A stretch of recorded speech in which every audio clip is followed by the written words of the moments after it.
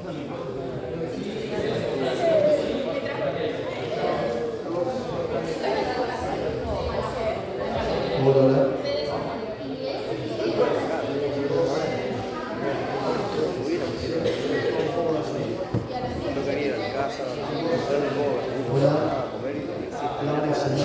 ¿Hace mucho que no comés? Bueno, 15 de octubre de 2024, no, la vida presidente del colegio. Bueno, yo mandé la presentación, la charla de dictar sobre economía y finanzas. David es una eminencia, tiene una trayectoria muy destacada en el sector financiero en Estados Unidos. Yo tenía el papel acá, perdón. Pero bueno, David es egresado acá del colegio, promoción 1984, es licenciado en Economía por la Universidad de Buenos Aires, desarrolló una maestría o un doctorado en la Universidad de SEMA y después continuó sus estudios en la Universidad de Chicago, donde realizó un doctorado. Posteriormente, no recuerdo detalles, pero bueno, tuvo una trayectoria en el Deutsche Bank. Bueno, pues, no recuerdo su nombre actualmente, pero en varias instituciones financieras de Estados Unidos, puntualmente de Nueva York. Así que bueno, estamos en un día particular que bueno, estamos en un clima bastante volátil en estas universidades. Y les pido disculpas en particular a David porque esta actividad se organizó en la aula magna, no se pudo, porque estábamos ya prometido, pero bueno, en otra ocasión se la toca. Esto queda grabado para la actividad y bueno, también un día especial porque ayer se otorgó el premio Nobel, mal llamado premio Nobel en Economía, porque tiene otra denominación, premio en Ciencias Económicas del Banco Nacional de Suecia en honor a Alto a dos grandes institucionalistas de la economía institucional. Pero bueno, pienso que hablar del tema de finanzas es relevante. Imagino siempre en los cursos surge este tema y es algo que a muchos nos apasiona. Yo en mi caso no me dedico a eso, pero a todos siempre me da curiosidad. A veces algunos digamos, piensan que la parte financiera de la economía es como algo distinto, separado, y no, es parte integrada, ¿no? Ese tema. En particular, en el caso argentino, como ya hemos hablado, es un caso bastante particular. El sistema financiero prácticamente muy chico, relevante. No voy a hablar de detalles, quiero hacerlo ya David para que arranque, pero Argentina es mucho por hacer y bueno, tenemos muchas experiencias. Así que bueno, dejo de hablar a David y no. Muchas gracias. ¿Me toca para realizar? Bueno, ahí arrancamos. Primero, muchas gracias a todos. Gracias por la excusa para volver. Arrancamos acá hace mucho. Como pueden ver, empezamos todo con el pelito corto, en la dictadura y tuvimos la suerte después de terminar la primera camada salió en democracia y estamos en el patio del claustro central con nuestro profesor ahí, si lo ven a la izquierda, un profesor de matemática, fue rector del colegio también, Jorge Sanz, se llamaba, alguien bastante legendario, el hijo fue rector de San Andrés, un gran profesor, y ahí empezamos esta vuelta. Me estaba preguntando cómo hacerlo como para que no sea un plomazo y sea algo que ilustre algunas herramientas o algunas ideas que espero puedan ser útiles. Son muchas, así que va a ser un poco superficial, pero tal vez alguna les queda.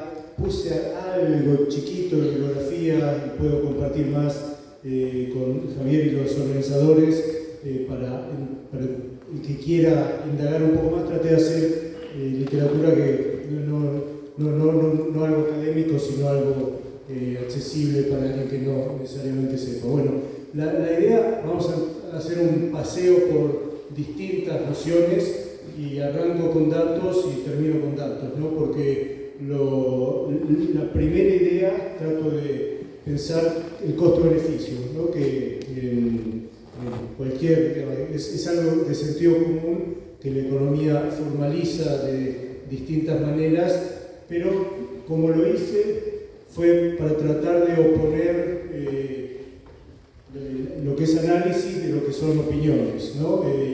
Las opiniones son fáciles, son baratas en términos de poco costo de adquirirlas, aunque hay gente que tiene más talento y ganando opiniones, argumentos que otras personas. Pero acá puse este libro que es de un analista académico de ciencia política, Phil Tetlock, que hizo por 15 años, distribuyó cuestionarios sobre opiniones de temas de Estados Unidos, del mundo, importantes, a gente muy famosa, periodistas, gente que escribía columnas en los diarios, del New York Times, hasta academia, y trató de ver cuáles eran los resultados, ¿no? Y los resultados, cuán buenos eran las predicciones, fueron un desastre, mucho peor que si hubiera sido al azar. Pero lo interesante es que no tenía un costo esto. Es más, muchas de las personas que tenían más éxito eran de las que más se equivocaban, pero se equivocaban hablando con una seguridad y con un énfasis que impresionaba a cualquiera que los escuchaba. Entonces la pregunta es, ¿en qué mercado está uno, no?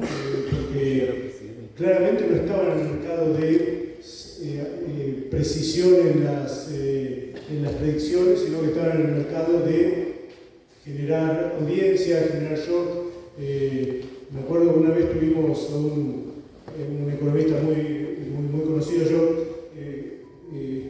ahora en 2 minutos doy marcha atrás y me presento un poco más, pero en uno de los primeros trabajos que tuve después de la parte académica, teníamos una conferencia bastante importante, hace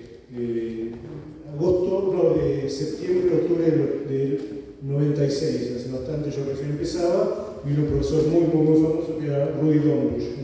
Es un economista, no sé si medio joven, pero muy importante, y supuestamente esas reuniones eran lo que se llama Chatham House Room. Chatham House es un lugar donde se discutían algunos temas de diplomacia en Londres, y la regla era que se podía comentar qué se había dicho, no se podía atribuir nada. Entonces Rudy Dombush empieza a hacer unas afirmaciones muy bombásticas, ¿no? Y una persona que fue la que me contrató, el Morgan, terminó acá, está en el gobierno ahora,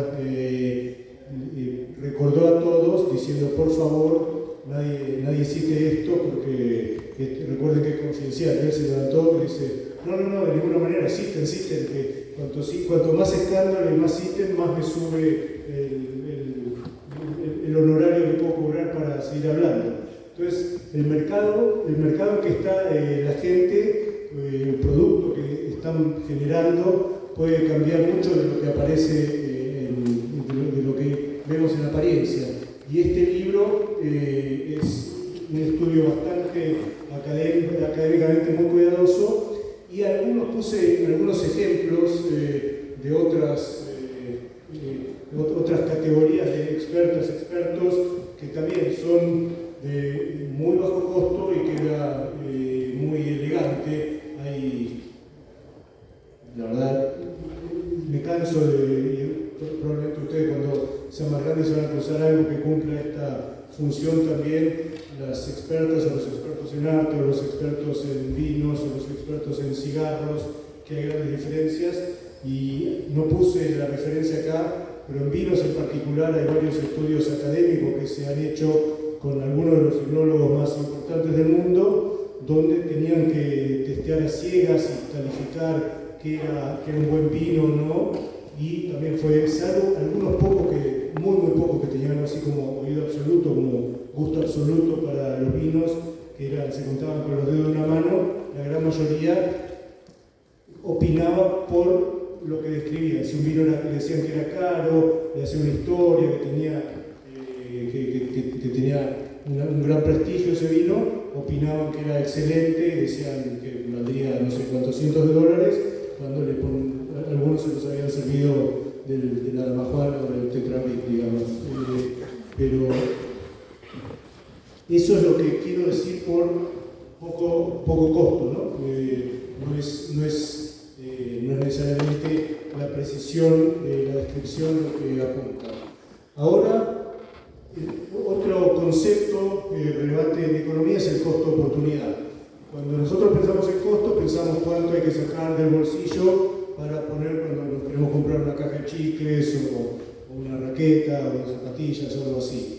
En economía, la idea del costo relevante, el costo económico, es que el dinero es simplemente una convención que le pone un número a algo, pero el costo de hacer algo es que dejamos de hacer con los mismos recursos que estamos usando para hacer lo que estamos haciendo, ¿no? Y no necesariamente es lo mismo que una plata, y muchas no tienen un precio. Entonces, el ejemplo que quería poner es algo. Cuando se hizo un estudio sobre cuáles son las canciones favoritas de la gente a medida que crece, le preguntan, y esto no es me preguntan, porque preguntar, vamos a ver un poco que hay muchas distorsiones en cómo se consigue información, sino que hicieron un estudio, le dieron los datos de Spotify a alguien en el New York Times en este caso, para ver qué música era la que más escuchaba con más frecuencia, y tenían los datos de cuándo había nacido. Entonces, el análisis que hicieron es a qué edad habían, de qué año, de qué edad, lo que cada vez o cada persona había surgido esa canción. Y lo que se vio es un patrón muy clarito, que el patrón era que las canciones favoritas a cualquier edad habían escuchado muy jovencito, en la temprana adolescencia. Las chicas decían el rango que más había concentrado de 11 a 14 años, y en los chicos entre 13 y 16. Y esto refleja de alguna manera también la idea de costo-oportunidad. Yo me acuerdo que era algo muy común, lo veo en mis hijos también, y díganme ustedes si es así o no, la cantidad de horas y la intensidad con la que me pasaba escuchando los mismos long play en ese momento, cassette, esas cosas que ya no existen en esa época. Después, salvo alguna poca gente que sigue escuchando tanto música, nunca tuve la misma cantidad de tiempo. Y es la idea de, antes de salir al mercado laboral, antes de tener un costo de oportunidad, de usar ese tiempo para otra cosa. Eso es algo que, por un lado, podemos dedicarle mucho tiempo, es algo que nos une, es una herramienta social muy importante, y es también a la vez lo que, disculpen el aparato de los economistas, ¿no? Pero los economistas llaman como estamos invirtiendo en un stock de capital. El stock de capital en ese momento son relaciones que estamos construyendo con quienes compartimos gente, y un capital identitario, nos estamos definiendo. Me acuerdo el papelón que era, si a alguien le gustaba, no sé si conocerán, si a alguien que le gustaba Kiss tenía que odiar a Genesis, o si a alguien le gustaba Yes, no podía escuchar heavy metal. Y había unas discusiones tremendas de eso, y uno iba definiendo, y me parece que ilustra en parte este concepto del costo de oportunidad en una aplicación no monetaria. Otro, y acá vamos a ir a algo más convencionalmente que se llama economía, los precios y también los incentivos. Precios es el sistema clave de cómo poner prioridades en economía, cómo transmitir información, cómo sintetizar información de una forma muy poderosa. Después vamos a hablar un poco de información con algunos nombres que están un poquito de moda por otras cosas. Y es la idea de la escasez de dólares, la famosa restricción externa que tiene Argentina, que parece algo como que viene del cielo, ¿no? Hay países que tienen superávits externos, cuando uno, creo que deben haber estudiado o leyendo diarios, uno exporta bienes y servicios, le entran dólares, para decirlo fácil, compra bienes y servicios en el exterior, que son importaciones, y eso más la cuenta de capitales, que no viene al caso, hagamos de cuenta solo bienes y servicios, determina si una economía tiene acceso a dólares o no. Y como no podemos producir todo lo que consumimos, los dólares son importantes para poder comprar las cosas que no tenemos. Y en Argentina está siempre la idea de que hay esta escasez de dólares o lo que se llama restricción externa, lo cual, si vemos muy superficialmente, qué pasa con los precios y los incentivos que ahora quiero ilustrar, sería sorprendente, no solo no es sorprendente, sino que sería sorprendente que no pase algo así. El ejemplo que quiero dar es el sector agropecuario argentino. El sector agropecuario argentino es uno de los líderes tecnológicos del mundo, ha sido líder en introducir un montón de técnicas que se usan en muchos lugares del mundo. No son ni buenos ni malos, pero hay una ventaja que pone demanda a un montón de productores que pueden hacer a bajo costo bienes que pueden vender. ¿Qué pasa en Argentina? Decidimos, como es fácil poner impuestos, porque esto viene de la época de la precolonia, ¿no? Recuerdo cuarto, quinto año, leer un libro de Udeva, de Villalobos, Comercio y Contrabando en el Río de la Plata de Chile, que era exactamente esto: no es fácil, hasta que te pueden contrabandear algunas cosas grandes, en particular granos, es muy difícil contrabandear en escala. Entonces, como es fácil ponerle impuestos, se le pone un montón de impuestos. Acá tenemos el caso, las retenciones son un 33%, pero cuando había brecha, hace un año, hace menos de un año, básicamente el dólar de mercado era 3 veces lo que era el dólar al que tenían que vender, que tenían que liquidar las exportaciones.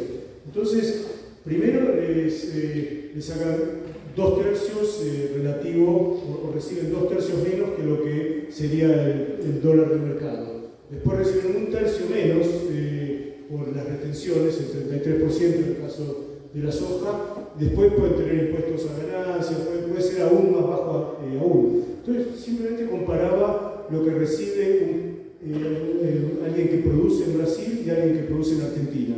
En Argentina está recibiendo un quinto, básicamente un 20% de lo que produce en Brasil. Entonces, ¿qué pasó con las cantidades? Cuando Javier hablaba de finanzas, en economía los precios y las cantidades son dos caras de la misma moneda, ¿no? Si el problema está bien planteado, las dos variables tendrían que tener una expresión consistente una que la otra. Acá el precio es artificialmente muy bajo. En Brasil, en los últimos 20 años, la producción de soja prácticamente se cuadruplicó, y en Argentina sigue constante. Entonces, el hecho de que no hay dólares, por eso comentaba que no solo no es una sorpresa, sino que es lo esperable. Y a la derecha puse justo los datos que vi el otro día que alguien posteó. Casi ningún país pone impuestos a la exportación, es muy raro, porque justamente son útiles los dólares, son muy útiles los dólares porque en cualquier país producimos una cantidad limitada de cosas y con los dólares se puede producir cualquiera. Alguien decía que para alguien en La Pampa acá hay dos formas de construir un auto. Una es poner una fábrica de autos, comprar acero, comprar gomas, averiguar cómo se hace, ensayo, error, hacerlo bien. Y otra es vender el maíz en cualquier lado y pedir un auto a Japón o al que sea. Las dos son la tecnología y cómo moverse de un recurso a un bien que se quiere consumir. Y en Argentina tenemos de lejos los impuestos a las exportaciones más altos del mundo. Nadie se nos acerca, ninguna economía que creo que querramos imitar, que está cerca, y somos una excepción medio rara y seguimos insistiendo y sorprendernos del resultado, lo cual es medio comprensible. Después, bueno, hay un tema que se llama vuelve a lo mismo. Hay muchos que vuelven a contar la información. Acá pongo lo que se llama el problema principal agente. El problema principal agente es cuando hay alguien que es la dueña o el dueño de un recurso y otra persona tiene que actuar con un esfuerzo de trabajo, algún costo que debe hacer para llegar a un objetivo que tiene la persona dueña de ese recurso. La persona dueña es el principal, la otra persona se le llama el agente. Entonces hay todo un tema de cuán fácil es monitorear o no el esfuerzo que tiene que involucrar a alguien y cuándo se puede alinear los objetivos y las acciones de la gente con los objetivos del principal. Y esto que está medio de moda ahora, esta discusión, hay 4 formas de gastar plata: la de uno en uno, la de uno en otro, la de otro en uno y la de otro en otros. Hay un tema que no es un tema peculiar de acá, es un clásico problema económico de cómo alinear incentivos, cómo poder monitorear. Y en particular en el sector público es muy difícil, es muy grande. Entonces hay países que más o menos lo resuelven, tienen una burocracia muy prestigiosa o investigaciones legales que permiten hacer mejor estas cosas. Acá es un problema. Y con esto del tema de información, hay una anécdota creo que es Ray Kroc, el dueño el que empezó McDonald's, creo que fue allá por los 40. McDonald's, cuando todos pensamos qué hace McDonald's, pensamos en cuál es el producto de McDonald's: una hamburguesa, unas papas fritas. Las papas fritas son las mejores papas fritas del mundo, son bárbaras, y creemos y vamos que conscientemente creemos que vamos a comprar una hamburguesa. Una vez leí que cuando empezó a ser exitoso McDonald's, empezó en Illinois, después se fue expandiendo, empezó la idea de las franquicias, ¿no? De los franchises, y que empezó a tener mucho éxito por todo Estados Unidos. Y Ray Kroc empezó a hacer sus famosas visitas a los McDonald's que se iban creando, y cada vez que llegaba Ray Kroc a McDonald's, al menos al principio, porque después se corrió la bola, lo que se esforzaban los franquiciantes era tener unas hamburguesas espectaculares, una carne toda gorda, jugosa, salía espectacular. Y lo primero que hacía Ray Kroc cuando llegaba a la franquicia era ni probaba la hamburguesa, no le interesaba la hamburguesa, lo que hacía era ir al baño. Porque a él lo que le interesaba era que el producto de McDonald's no fuera una hamburguesa, sino que fuera una experiencia. Cuando había baño, que fue mi hijo recién acá, y yo le decía que no va a estar muy limpio los baños, se sintió un poco que, mira, yo iba, no pasa nada. Pero el producto que quería vender, la información que quería comunicar, era que uno iba a tener una experiencia en un lugar que iba a estar prolijo, iba a estar cuidado, que no era la hamburguesería típica. Entonces, es muy importante entender qué es el producto que estamos tratando de vender, y él entiendo que lo tenía muy claro.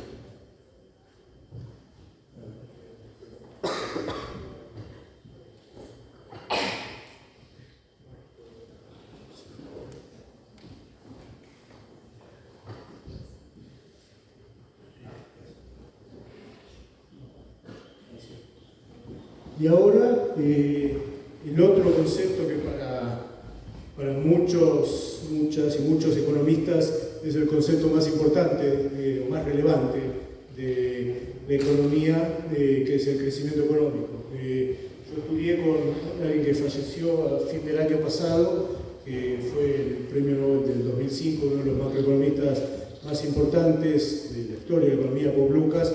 Bob Lucas tiene un paper muy conocido, se llama tiene dos, On the Mechanics of Economic Growth o The Growth Miracles. Y él decía que una vez que un economista se pone a estudiar crecimiento por los efectos de tasa de crecimiento compuesta, es muy difícil pensar en cualquier otra cosa. En términos de, supuestamente, los hacedores de políticas, si se hace lo que tienen que hacer, tratan de lo que los economistas dicen maximizar el bienestar de la gente. Y hay casi nada, no es lo único claramente, pero casi nada se compara al poder que tiene el crecimiento económico. Y ahora vamos a ver algunos números. Y lo que vivimos en los últimos 3 siglos es realmente una novedad, ¿no? No había, hay datos, Ahmad hizo eso serie de tiempo, hay datos de hasta 10.000 años antes de Cristo, etcétera, estimaciones de cuáles eran alguna idea de PBI per cápita, alguna idea de riqueza per cápita, recursos per cápita, y se movió muy poco hasta hace 300 años, ¿no? Hasta 1700 más o menos, y de ahí explotó, ¿no? Esta es una cita en realidad de Marx y Engels, que ya hace creo que es de Manifiesto, en 1848 ya notaba esto como el tema más importante del mundo, más importante de la disciplina. Y estos son algunos, no deben poder ver, pero la transformación y las mejoras casi milagrosas que hubo en el mundo, que tenemos que considerar a la vez con las grandes angustias, grandes miserias que hay todavía, pero la caída de la pobreza extrema, medida de distintas formas.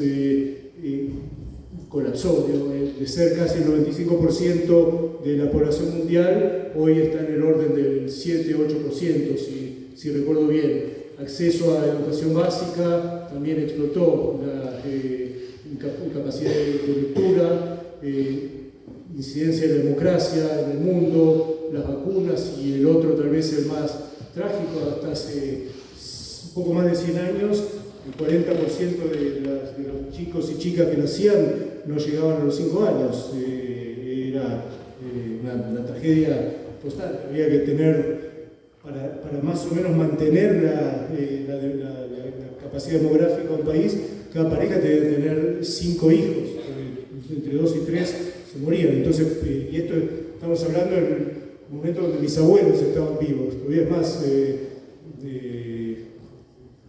lamentablemente mi tía falleció en el parto, era algo no tan raro, no fue una criatura, pero no era algo tan raro. Y esto ha ido haciendo progreso a pasos gigantescos. Y la economía lo que hace es, vamos a ver un poco más después, tratar de ordenar qué es lo importante, qué es lo relevante, qué es más secundario o subalterno.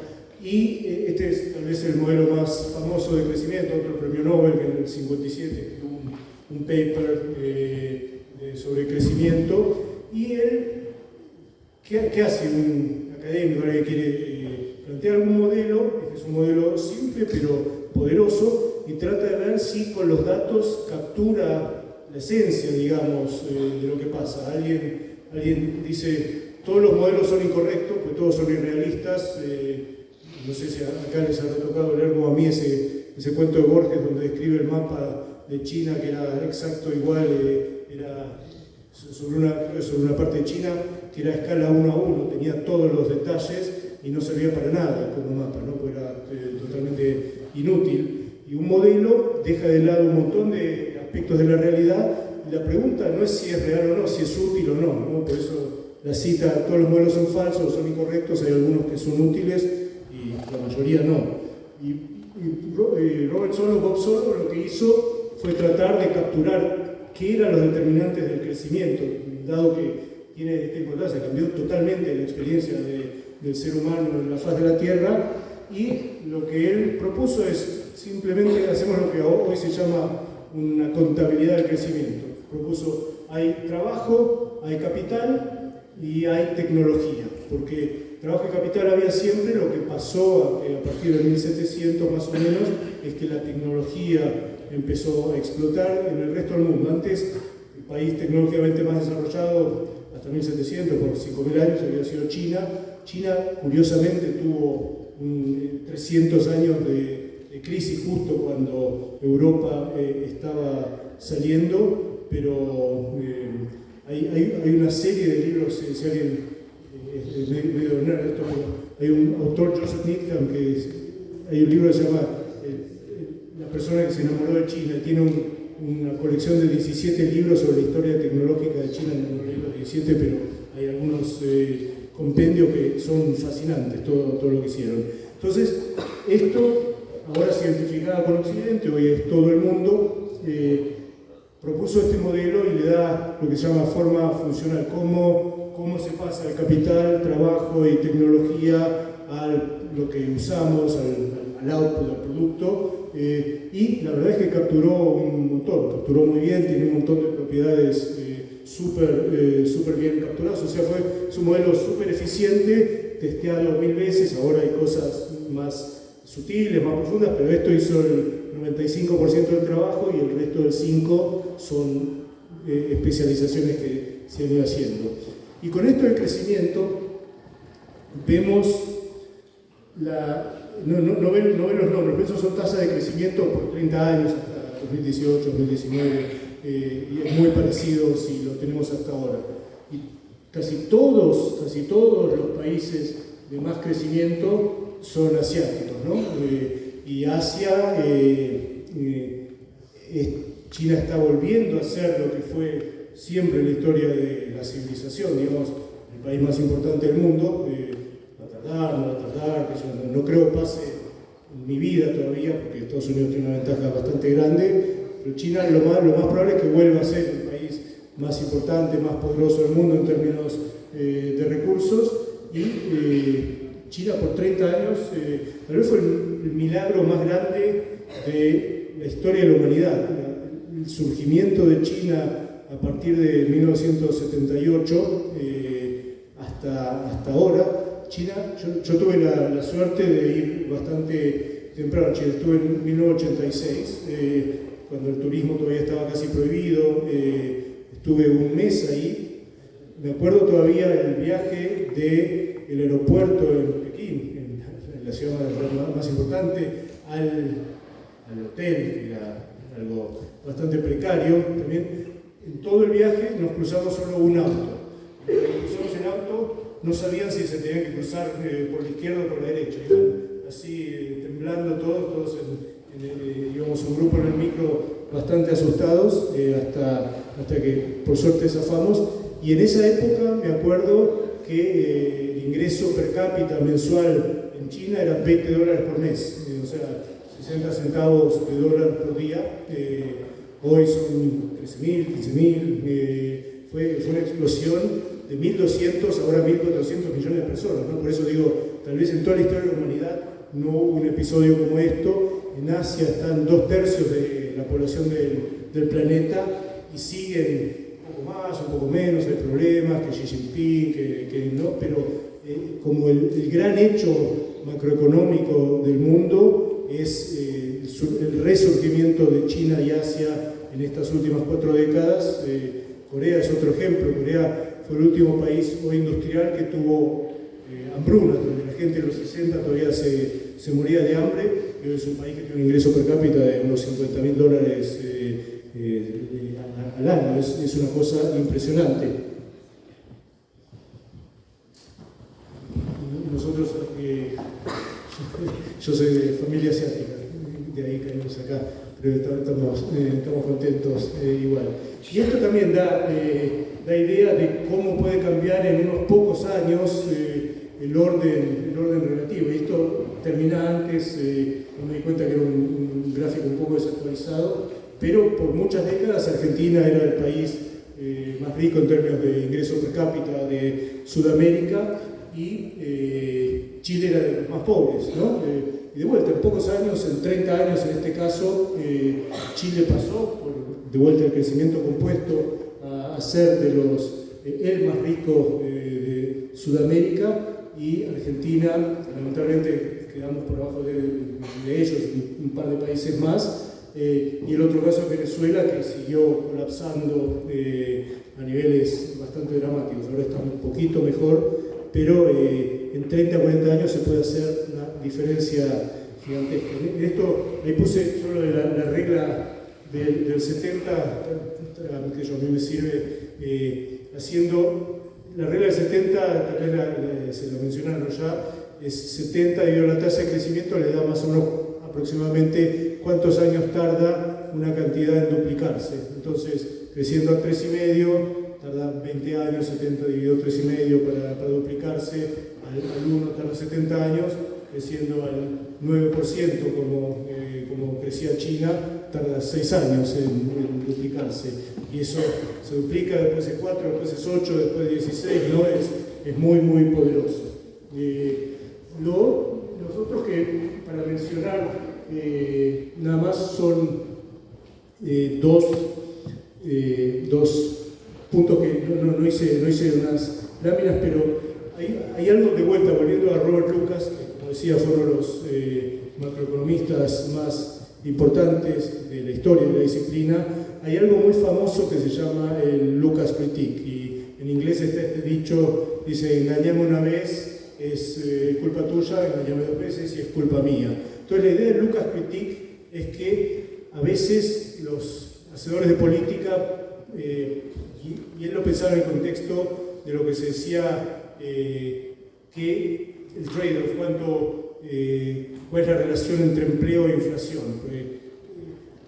Muchos economistas tienen esta idea de que puede ser la economía como la física o como la ingeniería, que si encontramos los botones que hay que apretar, podemos manejar cómo se comporta un sistema bastante más complejo, no más grande, pero sí bastante más complejo que uno físico, uno ingenieril típico. Y la idea en los 60 era que habíamos resuelto el problema del ciclo económico y simplemente el hacedor de política, el policymaker, tenía que elegir cuánta inflación tenía que haber, cuánto estímulo que tenía que haber para que la tasa de desempleo baje.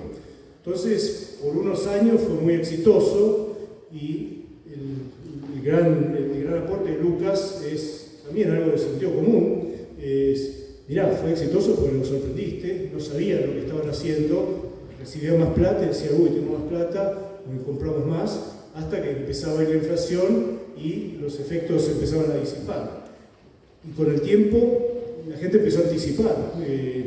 Acá lo hemos visto año tras año tras año, acá seguimos tratando, pero se perdió un montón de efectividad de política. Eso fue una crisis de la macroeconomía en los 70, etc.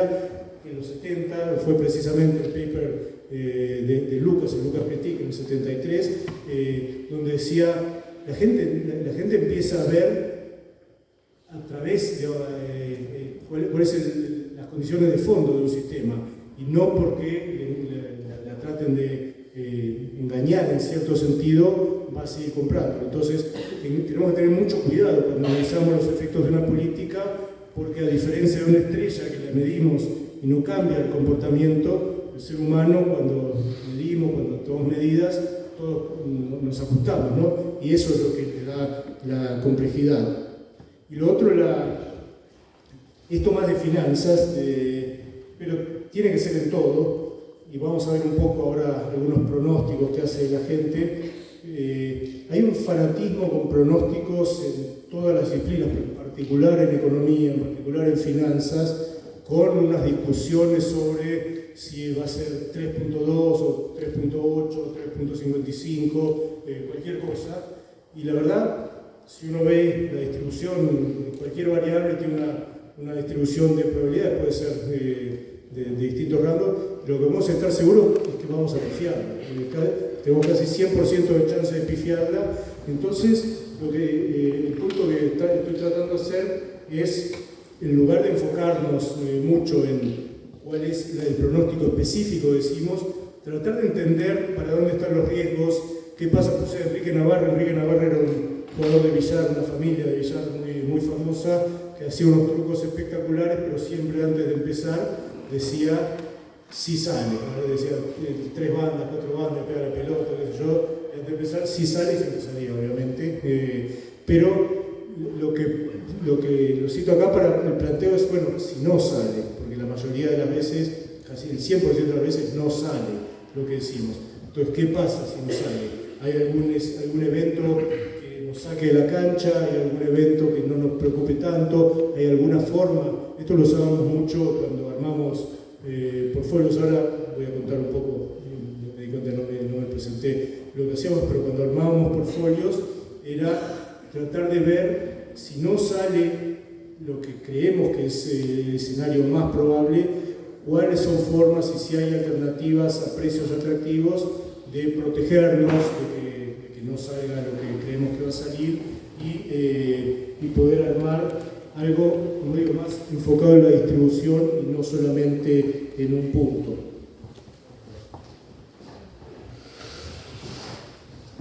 Ahora otro concepto que si quienes sigan economía o no le va a ser, es muy importante, son temas de lo que se llaman externalidades y coordinación. Y el tema de la crisis ambiental y el calentamiento global son un ejemplo muy claro de eso. Externalidades son aquellos efectos que no pasan por el mercado. El clásico que se usa es la persona que fuma al lado nuestro y nos contamina, nos arruina la salud a nosotros sin que yo le pueda cobrar por el costo que me está imponiendo. Estos efectos que no pasan por el mercado se llaman externalidades, y el tema de calentamiento global es un ejemplo clásico de esto, porque el smog que se genera en India cuando queman coque va a todo el mundo. Pero también, como digo, hay problemas también de coordinación, porque acá hay muchos pactos, París, Kioto, esto y lo otro, vamos, hay coraje, vayan ustedes, ¿no?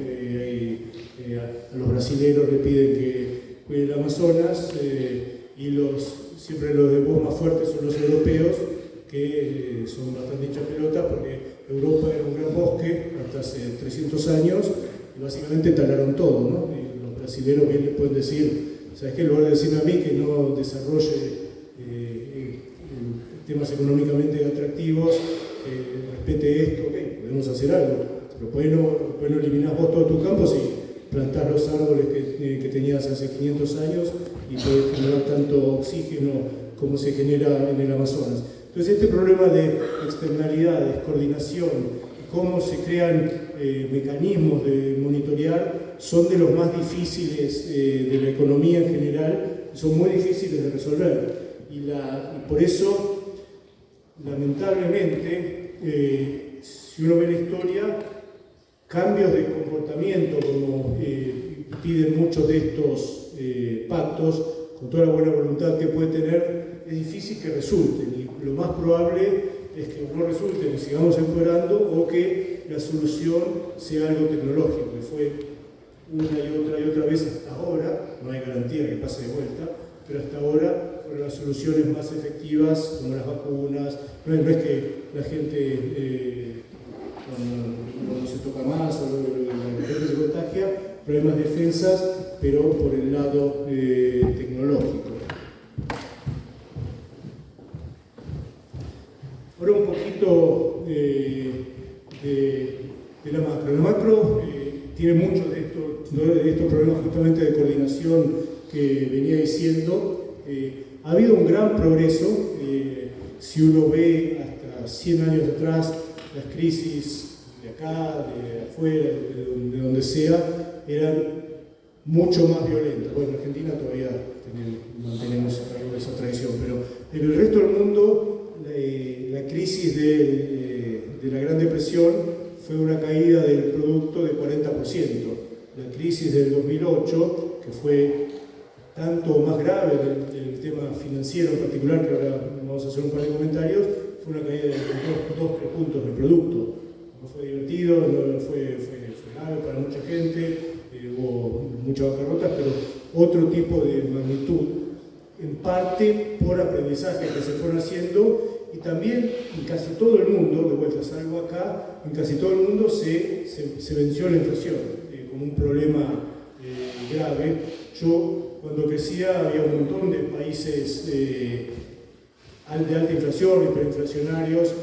Cuando empezaba de asistente de investigación, que yo, por lo menos Brasil, Argentina, Israel, Turquía, siempre eran los 4 jinetes o lo que sea, siempre con crisis, problemas, inflación de 200, 300, 500, 1000, lo que sea.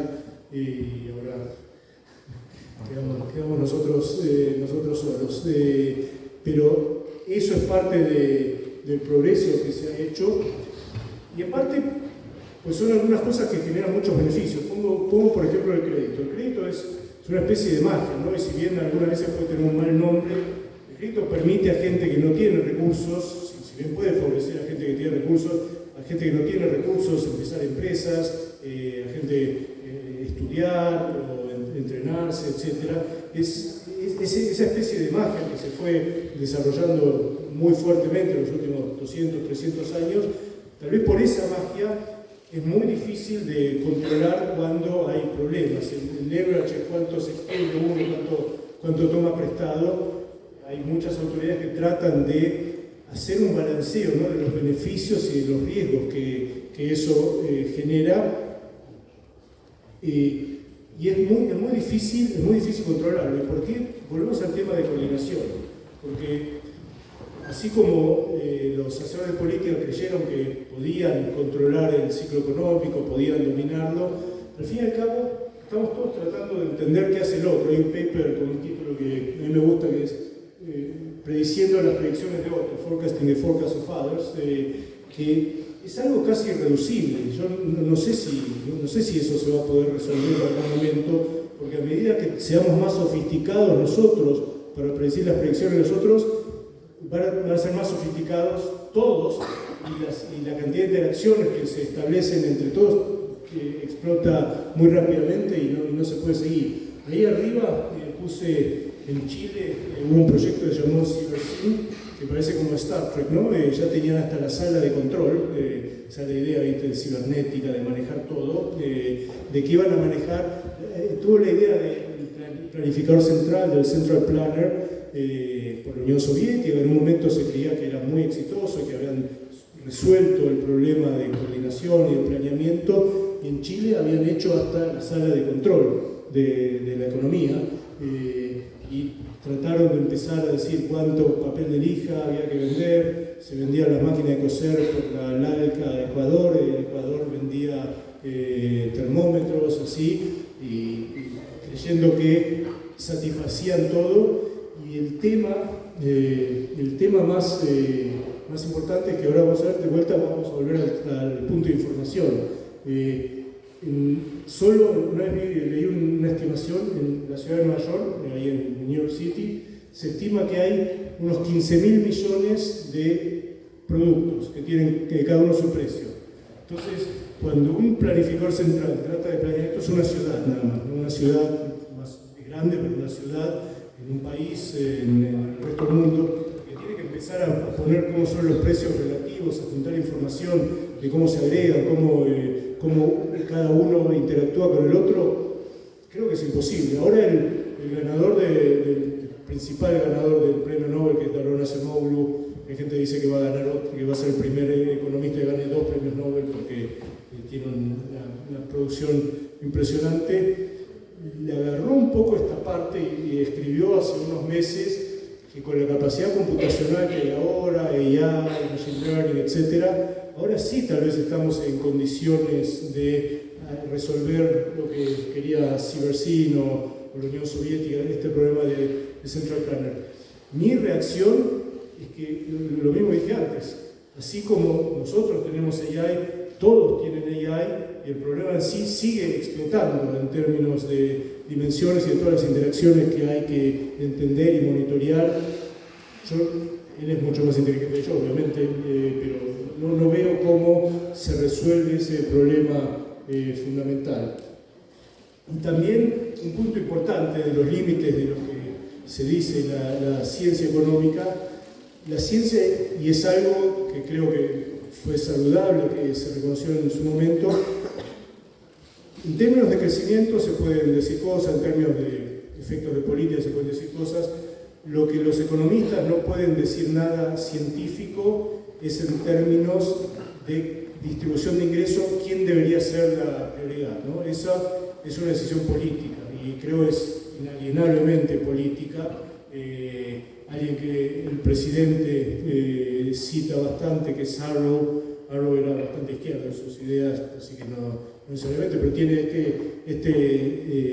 Arrow era uno de los, el economista teórico tal vez más importante, que escribió lo que se llama el teorema de imposibilidad de Arrow. El teorema de imposibilidad de Arrow básicamente dice que no se puede comparar una persona con la otra. Eso no es tarea del economista, eso es tarea de la decisión política, lo que sea, y hay niveles de distribución de ingreso que una sociedad decidirá o no, pero eso no puede, de vuelta, no tiene una solución científica a ese problema.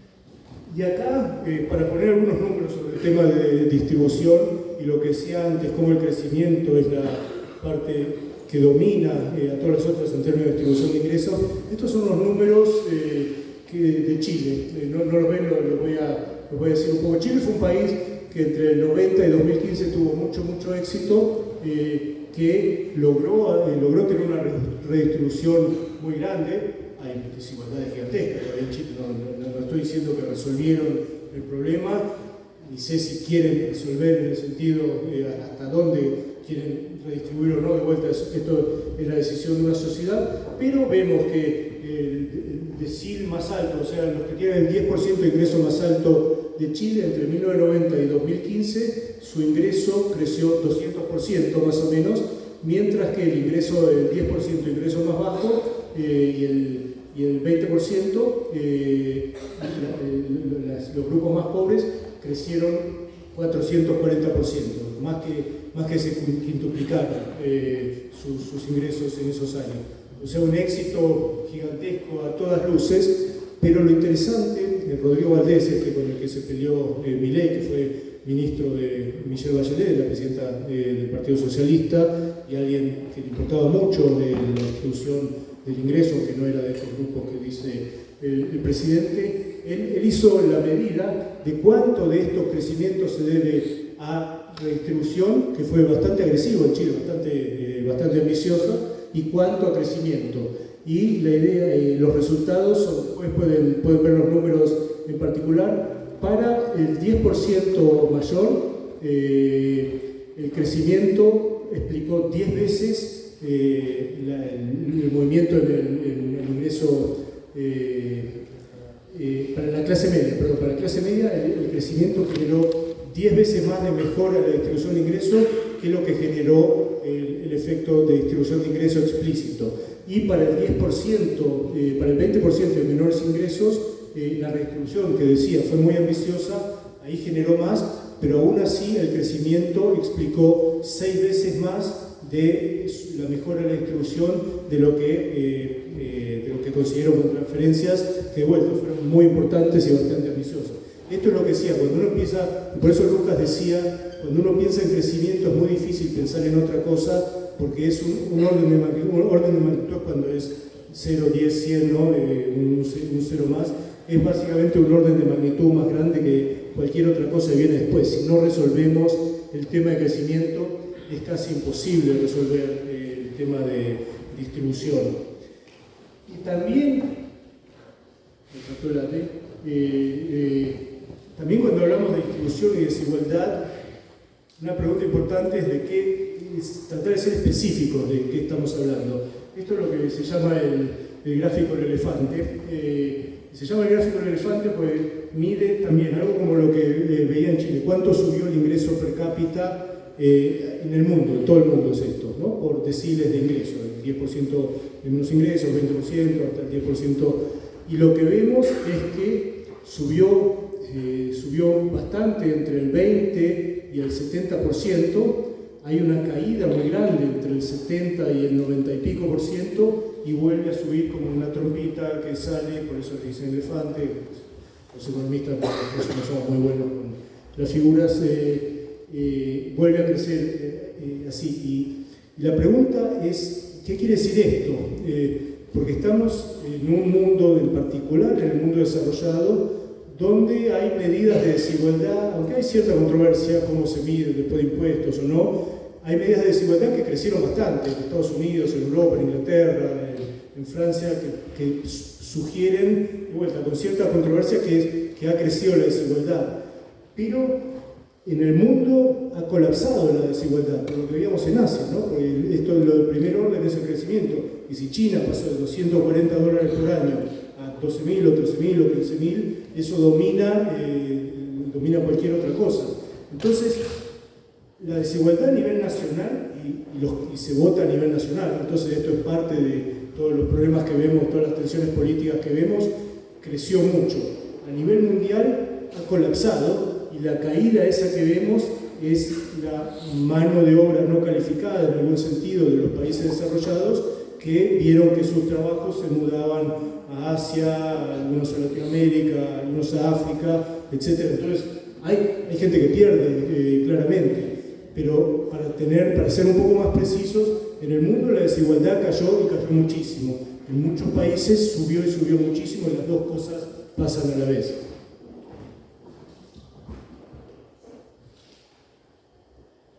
Y acá a terminar, ver un poquito empecé con datos y quiero terminar con datos. Entonces, tratando de ver cómo generamos conocimiento, ¿no? Y tenemos información que ya toma cada vez más formatos, ¿no? Antes pueden ser números, palabras, imágenes, tratar de sistematizar intuiciones, lo que sea, y con eso ponemos el análisis, y lo que decía, testeamos el análisis con algún tipo de modelo que será equivocado, pero será útil o no, y ahí lo testeamos, y en ese giro, en ese loop, vamos viendo qué es conocimiento. Y esto va cambiando todo el tiempo. Y ¿cómo aprendemos? Acá mis hijos lo escucharon demasiadas veces, pero no puse la palabra lo que le digo a ellos. Lo que no se negocia es el culo en la silla, ¿no? Para aprender no hay sustituto a sentarse, poner ahí y pasar el tiempo, ¿no? Yo tuve amigos acá que hacían así con el libro y sabían, pero era uno de 350, 420 en nuestro año.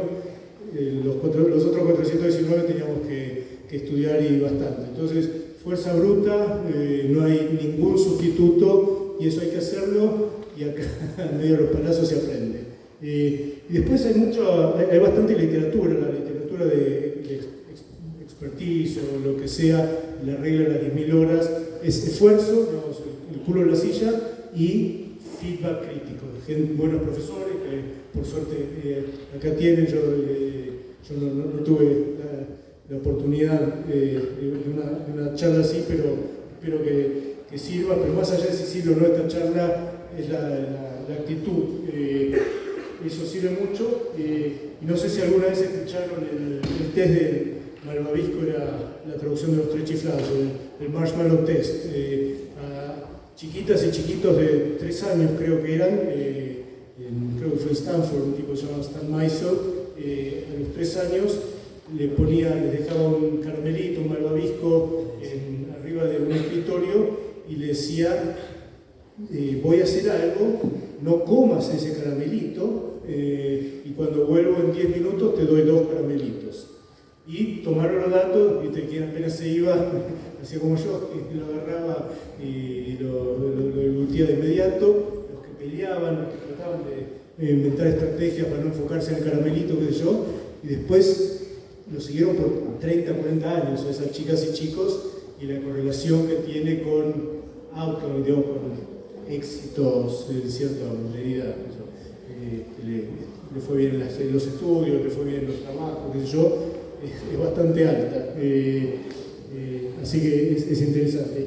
Y otro, un dicho lindo relacionado con lo de las opiniones con las que empezamos, y Phil Tetlock, había un experto en sistemas, etc. En Estados Unidos, en todos los billetes dicen God we trust, ¿no? Confiamos en Dios. Él tenía un cartel atrás que decía In God we trust, todo el resto que traiga datos. Y cómo ver, y ahora el problema es que hay casi demasiados datos, bueno, no hay casi demasiados, hay muchos datos, y el desafío es analizarlos. Y algunos problemas clásicos, correlación, que si hay dos variables se mueven juntas, no implica causalidad. Acá las dos variables de la izquierda que se mueven totalmente juntas, uno es el gasto de Estados Unidos en ciencia, investigación en espacio y tecnología, y la otra es la cantidad de suicidios por ahorcarse, estrangulación y ahorro. Son casi la misma variable, obviamente, tal vez ustedes descubren alguna conexión, yo no. Y lo otro, también, la correlación no es causa. Esto son los gráficos de vetas de helados y de ataques de tiburones, que las dos tienen el pico en verano, ¿no? Pero salvo que los tiburones huelan los helados, no parece.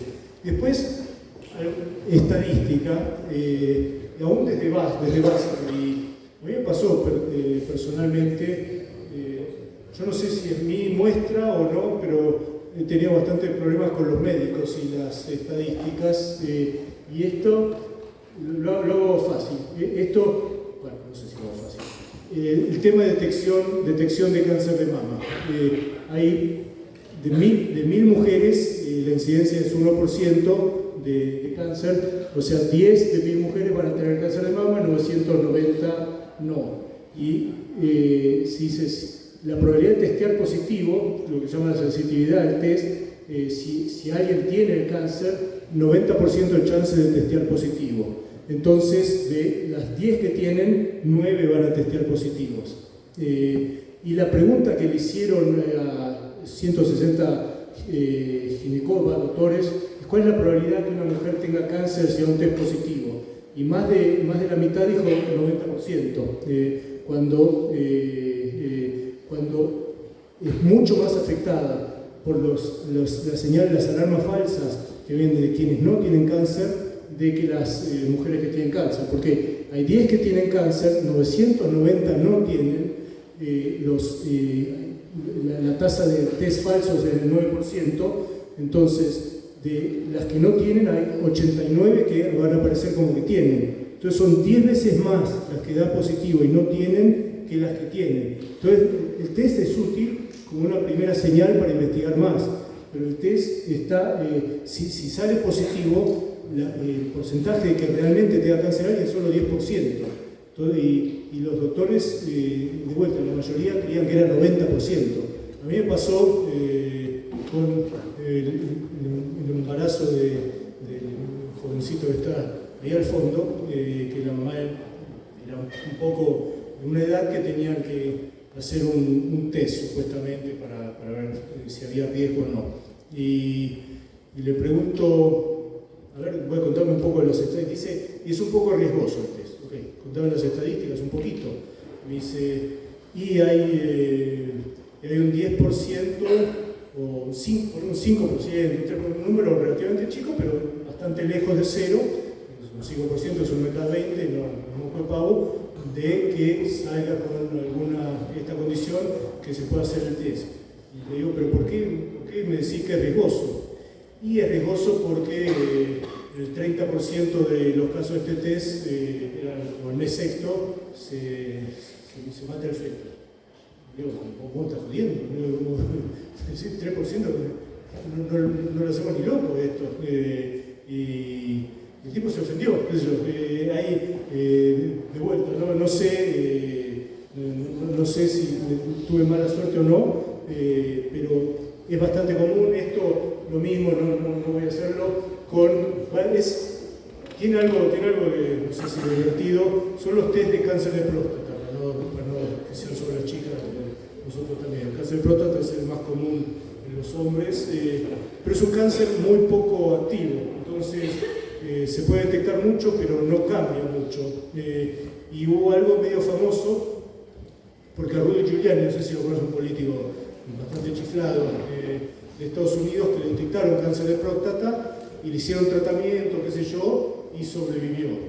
Y él mencionó las tasas de sobrevida de Estados Unidos y Europa, dijo Estados Unidos es mucho mejor, es mucho más alta la tasa de sobrevida, la comparado con Inglaterra, no es país con la medicina socialista o Inglaterra, que es mucho peor. La diferencia es que en Estados Unidos testean mucho más, aparte de ser por el lobby de las empresas, testean mucho más, se mueren, y arriba de todo dice la cantidad de gente que se muere casi exactamente lo mismo. En Estados Unidos 23 personas, en Inglaterra 24 personas por cada 100.000 al año, o sea, la tasa de sobrevida es exactamente igual. Lo que pasa es que en Estados Unidos, como testean mucho más, hay mucho más que aparecen como positivos, pero nunca pasa nada. Entonces, como aparecen como positivos y sobreviven, dice hay mucha más sobrevivencia de enfermos de cáncer que en Europa. Es exactamente lo mismo, solo que los ingleses se dieron cuenta que ni vale la pena medirlo más, y en algún sentido es bastante más sabio lo que hicieron, porque al final el resultado termina siendo igual. Y esto, medio para ir terminando,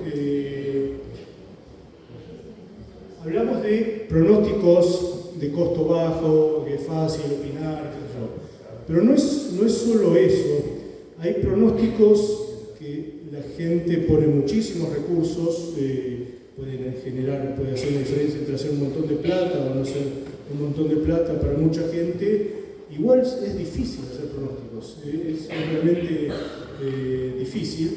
Esto, por cómo se ven, para que parecen pelitos, esto se llama el gráfico de pelos, el Hierarchy Chart, y en cada punto del 2016, etc., el Banco Central tiene una encuesta que se llama REM, que creo es Relevamiento de Expectativas de Mercado, gente toda muy capaz, que trabaja mucho, se lo toma muy en serio, lo hace honestamente, qué sé yo, y hace en cada punto de esos hilitos, es a una fecha, cuál era el pronóstico de inflación que hacían para adelante. Y la línea gruesa es cuál fue la inflación. Y lo que vemos es algo raro, suena con poca capacidad de aprendizaje, que por 7 años, de 2016 al 2023, todos los pronósticos era que la inflación iba a ser bastante más baja de lo que terminó siendo. Esto, en una predicción no sesgada, debería estar a los dos lados. Acá está, al mismo lado, tiene un sesgo claro por 7 años, que se dio vuelta ahora. Ahora, a partir de enero de este año, la inflación realizada, la inflación real, es muchísimo más baja, una diferencia acumulada ya como 60 puntos, de la inflación pronosticada. Y sigue siendo, seguimos escuchando, decimos para ver el espejo retrovisor, que hay un piso en 10% de la inflación mensual, ya vimos del 10%, hay gente muy capaz, el 9%, el 8%, el 7%, el 6%, el 5%, demuestra, sin descalificar a nadie, es realmente difícil hacer esto, y acá se juega mucha plata esta gente, pero en parte, para casi terminar, por eso están haciendo pronósticos públicos. En finanzas, la firma más exitosa que yo he conocido de lejos, es una firma de un matemático que falleció hace poco, Jim Simmons. El tipo tiene unos teoremas muy importantes. En los 60 fue codebreaker, que tenía que descifrar claves en el CIA en los 60, hasta que públicamente denunció a lo que estaban haciendo en Vietnam, lo sacaron a las patadas, se fue en una moto a Colombia, cruzando toda Centroamérica, hizo una empresa de alquiler de muebles que le fue bárbaro, y cuando se cansó, al principio de los 70, creó una firma que se llama Renaissance Technologies, que no tiene ni un economista, no tiene ni siquiera un PhD en finanzas, nada, tienen todos matemáticos, astrónomos, biólogos, van y reclutan a la gente más inteligente que creen que pueden aplicar en el mercado. Nadie sabe exactamente qué hacen, porque todos se ganan bastante plata, y si alguien dice lo que hacen, tienen contratos que les pueden sacar un montón de plata, pero lo que sí, el periodo que mantiene una inversión promedio es de 40 segundos. Esas son las inversiones. Están buscando moneditas por todos lados, con modelos que van haciendo update. Yo consigo a una gente que trabaja ahí algo, cuentan todo el tiempo, dicen que es tal vez el mejor departamento de matemática aplicada del mundo, es algo impresionante. No publican los pronósticos, pero son bárbaros. Y ahora, para terminar, de vuelta, quería agradecerles el tiempo. Mi viaje en cierto sentido bastante importante empezó acá. Tuve bastante suerte, con bastante trabajo, pero pude estudiar con muy buenos profesores. Mi profesor en Chicago también se ganó el Nobel, ahora viene en diciembre que le da un doctorado honoris causa acá, que va a ser muy lindo verlo. He trabajado también con gente muy capaz, estuve en JP Morgan, después en Deutsche, después armamos un fondo por muchos años que por suerte fue bastante bien, pero de todas las instituciones de las que he pasado, creo que la más importante, con la que me identifico más, es con el colegio. Y yo puse al principio unas fotos y quería terminar citando otro estudio, porque acá son todos medio nerds. Hay un estudio de Long Term Adult Study de Harvard que ya creo que empezó en el 1938, ahora 86 años, que siguen gente por toda la vida y en todas las medidas que toman de bienestar, de salud, etcétera, etcétera, lo más importante son las relaciones personales, ¿no? Lo que van construyendo y para mí, así como empezamos esa historia hace mucho, esta es, la derecha es del domingo, que un amigo, un compañero acá, estrenó una obra de San Martín, que fue espectacular, Eduardo II, si pueden, vayan, que es una cosa impresionante, y tenemos la suerte de vernos mucho, y más allá de los éxitos laborales o estudios o no, lo más importante creo que tienen, dentro de todo, es a ustedes, ¿no? Pues nosotros nos tocó una época del colegio que empezó en una cagada, con bastante miedo y todo. Terminamos por suerte, no por mérito nuestro, en un ambiente muy distinto.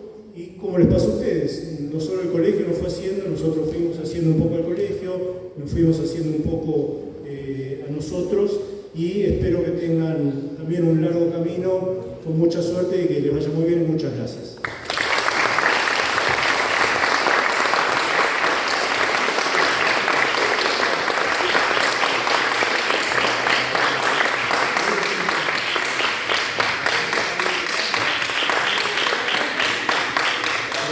Muchas gracias. Si les parece, un par de minutitos para un par de preguntas. Gracias para David. Que se levanten la mano. Dudas. Un tema que me interese. Envidia. No, ahí otro día. Pero bueno, dudas. No pregunto yo.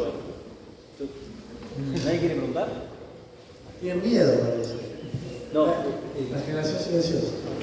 No, agradecerte por cómo terminaste la charla. No, pero preguntarte, por ahí que a mí me pasó como exalumno, que no conocía, no sabía, por mí, digamos, cómo era este tema de ir a estudiar afuera.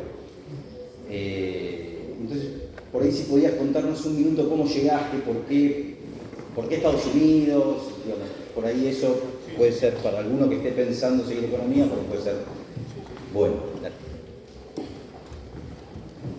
Gracias, sí, no mencioné nada. Y también está la parte de que no tenía idea de qué se trabajaba después cuando empecé. Pero en parte por tal vez pasar del colegio, la facu. Tuve muy buenos profesores, pero no había una biblioteca, por ejemplo, cuando iba a la facu. Y a mí me tocó, por algo personal, justamente cuando fui a China, después pasar y conocer algunas universidades que no tenía ni idea, no las conocen ustedes, yo no las conocía, y que me parecían algo bastante impresionante, y me quedaron mucho las ganas de ver dónde se podía estudiar mucho a fondo, ese zambullirse de lleno en eso, y a mí me gustó mucho, era parte inversión y parte consumo. Me gustaba mucho el estudio, un doctorado es bravo, laburo. Es una patadura fuerte, pero es si alguien, no hay por qué hacerlo, pero si alguien lo quiere hacer, el nivel de profundidad y esfuerzo que ni yo sabía que podía hacer fue muy interesante, pero me gustó. A veces el tema de seguir la pasión, no sé si está exagerado o no, si alguien tiene la suerte. A mí en general me importa más, y lo hablamos en la charla esa que tuvimos con Willy, que fue linda, que no sé si fue algo japonés medio inconsciente de todo es muy interesante, todo puede ser muy interesante, ¿no? Sí, hay cosas que me interesan más o otras, pero yo estaba entre estudiar filosofía, sociología, economía, no tenía mucha idea. Me sonó que era una mezcla, pero no tenía idea mucho en qué me estaba metiendo. Cualquiera de esas otras, creo que también podría haber un mundo fascinante ahí, y me parecía más importante hacer las cosas muy en profundidad que el tema en sí. Pues me gustó y seguí.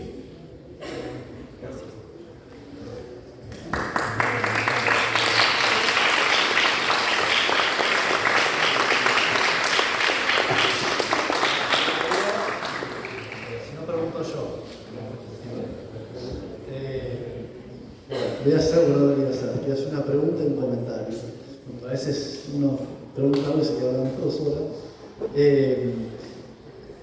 En parte tu experiencia al exterior, si hace tiempo otro economista fue esta pregunta, estuvo viviendo afuera.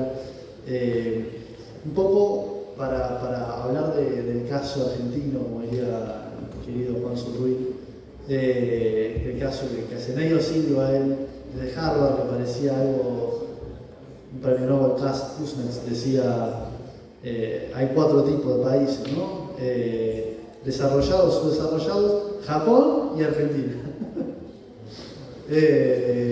Para entender un poco la singularidad del caso argentino, Kuznets vino a la Argentina en la década del 60 y decía, che, ¿qué pasó en este país? Hace 30 años una cosa, chocaron la cabecita. Cuando la Argentina en aquel entonces exhibía todavía muy buenos datos, tenía ciertos problemas, pero no lo que vino después en el medio siglo XX, ¿no? de inflación o muchas cosas que ya conocen.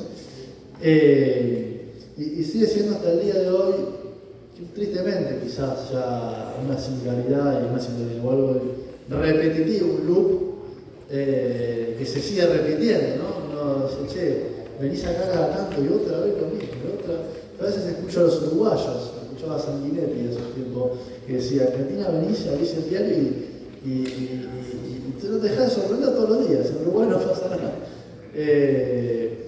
Pero para preguntarte un poco y resumir, ¿cómo se ve desde el exterior Argentina, ¿no?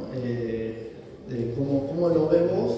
Y también a veces yo arranqué un poco diciendo un poco hablando del mercado del sector financiero, ¿no? Y yo le decía que Argentina hace 30 años, por decir un ejemplo, el sistema financiero argentino era similar o algo así al de Brasil, un poco más que el de Brasil. Creo que si vemos estos 30 años, la diferencia se amplió 10, 20 veces, no sé, también lo decía Fede Paul en el libro. Y pensé, ¿qué pasa?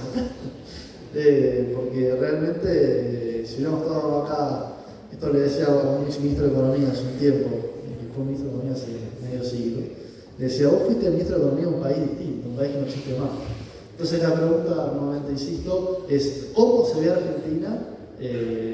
Puntualmente si quiero hablar de finanzas, pero bueno. Bueno, gracias. Primero voy a empezar, sé que tuve algunas críticas, porque económicamente hay muchas críticas, lamentablemente. Me encanta Argentina, es una bendición haber crecido acá y tener las amistades y la familia, y como es muy especial el tema de la relación individual, es muy rico de Argentina. Habiendo dicho eso, en términos económicos, primero salvo un grupo muy chiquito, me acuerdo, mi mamá me preguntaba, ¿qué dicen de Argentina?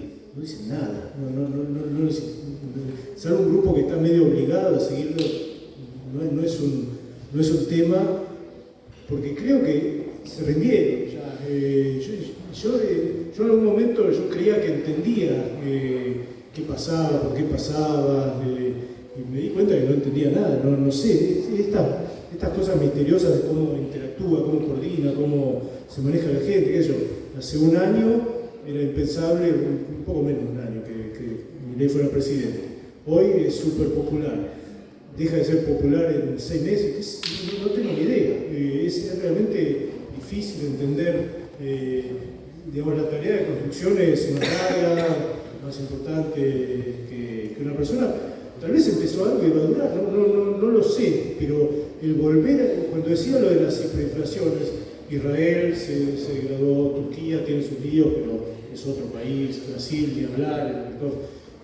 Los tres de Argentina son buenos, porque como es tanto el lío, el entrenamiento es bueno, y siguen yendo del mercado financiero, si a alguno les interesa, lamentablemente es un buen entrenamiento, bueno, no sé si lamentablemente, pues es lo que hay, pero es muy buen entrenamiento y se van y pueden tener muy buenas carreras en cualquier lado, nosotros en Estados Unidos, pero no sé cómo insistimos una y otra vez en cosas que probamos y nos fue, no un poco mal, nos fue catastróficamente. Los niveles de pobreza que tenemos son un fracaso de todo social. Ojalá cambie en los próximos 50 años, se junte a todos estos países, Israel, Turquía, Brasil, un montón, eran tan desastrosos como nosotros, y ellos con sus problemas salieron. Ojalá que nos toque, o que nos hagamos que nos toque. ¿Hay alguna duda ahí? Bueno, estamos por finalizados. Te agradezco, David. Esto queda grabado por existir. Rufo, la presentación. Un viaje comunicativo, bueno, conmigo también. Pero bueno, ha sido de vuelta al colegio. Compromiso, gracias. Gracias.